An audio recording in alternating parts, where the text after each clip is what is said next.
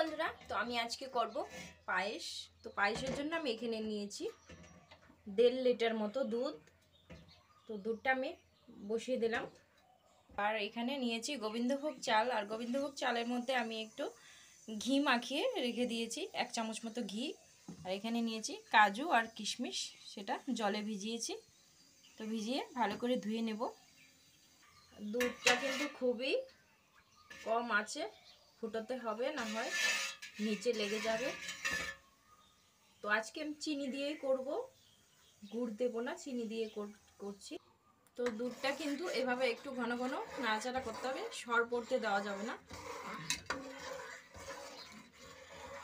আর নিচের থেকেও যাতে দুধটা লেগে না যায়।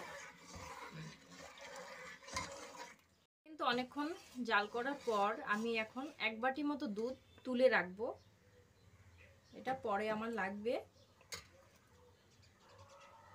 তো 1 বাটি আমি তুলে রাখবো এখান থেকে।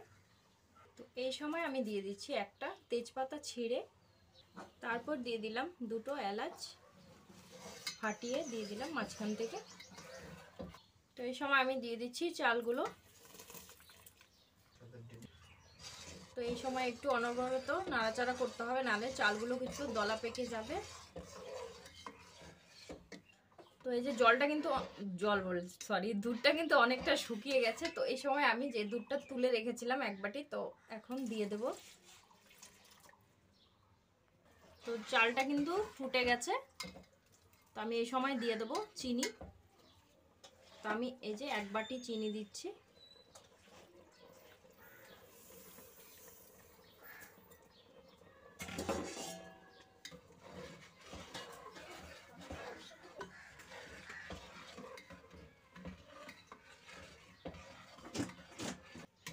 পায়েসটা কিন্তু আমার পুরোপুরি রেডি হয়ে গেছে। তো এই পর্যায়ে আমি কিন্তু নামিয়ে নেব, আর কারণ ঠান্ডা হয়ে গেলে এটা কিন্তু জমে যাবে। তো আমি একটু ঠান্ডা হয়ে গেলে তারপর কাজু কিশমিশগুলো দেব। তো আমি গ্যাসটা কিন্তু অফ করে দিয়েছি। তো এবারে আমি দিয়ে দেব কাজু আর কিশমিশগুলো। আমি এক্সট্রাভাবে আর ভাজলাম না, তো একটু ভেজে দিলে ভালোই হতো, তো আমি আর ভাজলাম না, এভাবেই দিয়ে দিলাম।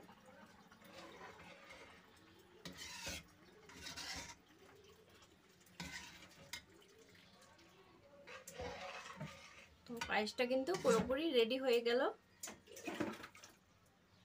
তো পায়েসটা কিন্তু রেডি হয়ে গেল। তো চলো, তোমাদের কেমন লাগলো, ভালো লাগলে অবশ্যই লাইক কমেন্ট শেয়ার করো।